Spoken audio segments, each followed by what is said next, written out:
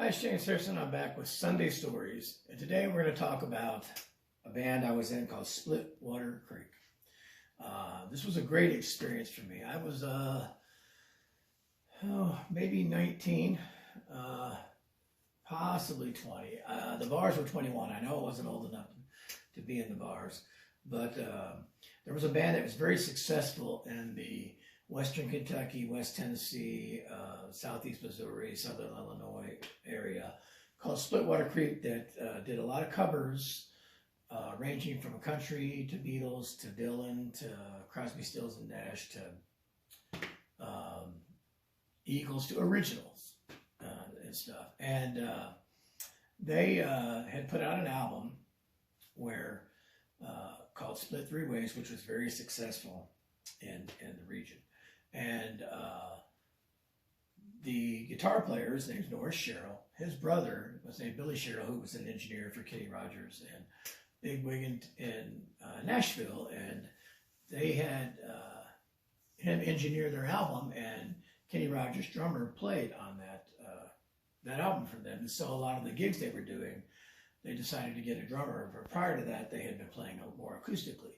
And a guy named Steve Holland, who's a friend of mine in Nashville, fantastic drummer, was drumming for them, but also drumming in a couple of other things. And eventually, I think they started having some clashing with dates and whatnot.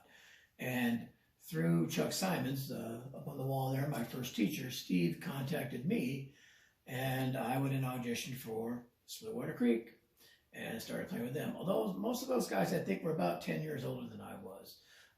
But it was a great experience, and it was, I got the gig.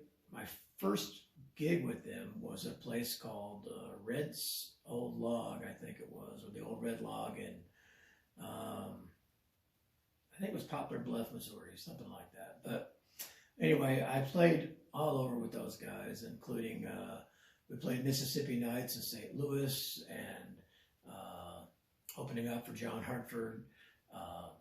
Anyway, we played Tennessee, Illinois, Kentucky, whatnot. A lot of club dates and stuff like that.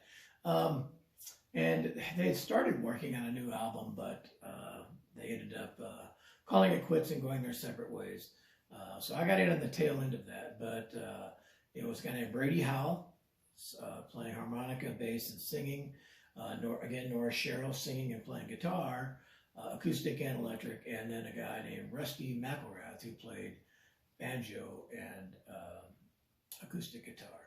And they all kind of had their niches. Rusty was a storyteller, and it's all about John Prine and that kind of thing. And Norris could pick the hell out of a guitar. He actually ended up playing for Billy Ray Cyrus in the long run. You know, was very much into a lot of the flat picking acoustic stuff, but also some of the electric guitar playing stuff on like the Eagles and stuff like that. Brady was all about Neil Young, Bob Dylan, and the Beatles. So it was an interesting combination, and when they wrote music, they each had an influence of the kind of things that they wrote. I had a great time, learned a lot playing with those guys, learned how to play train beats quite a bit because of they were kind of an electric bluegrass type band. But it was a great experience. Got to tour around a lot. They had a sound man named TL. His name was Terry Lamb. And through that, it led to a lot of other playing. I played on the album with Brady and his sister called, I'm drawing a blank. I think it was called Borderline. But anyway, it was recorded at Art of the Studios in Memphis. And it was Brady and Holly was the name of the group and the album, I guess. But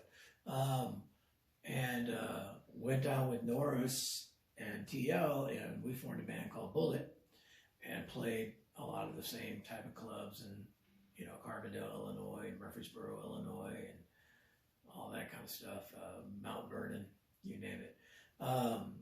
All Southern Illinois and Western Kentucky, West Tennessee stuff. So that went on for years, and through a lot of those connections, I made other connections in the music business and everything. So when I talked about my college stories and gigging, the Splitwater Creek is what led to the consistent weekends and being gone most of the time. So that kept me from participating in trying to pursue the drum corps stuff more.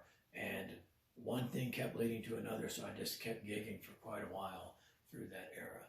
And Rusty ended up moving to Nashville, becoming very quite successful down in Nashville, and I think he passed away from cancer some years ago. Brady went to Memphis and did stuff, and I've kind of lost touch with Brady. I don't think he's a social media person at all. And Norris, I keep in touch with through social media, and also last time I was in the area, I visited him and stuff, and TL.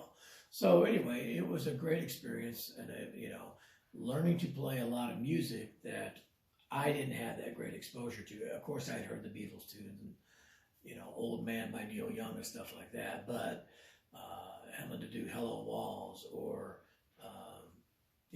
some of the rockabilly type Beatles stuff like Honey Don't and stuff like that, and all the originals they did, and the train beats and the two beats and stuff like that.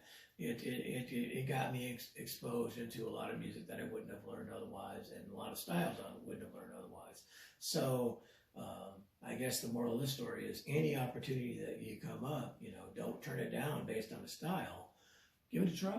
You never know what you're going to run into. I had a hell of a great time playing with those guys and meeting new people and touring around and whatnot.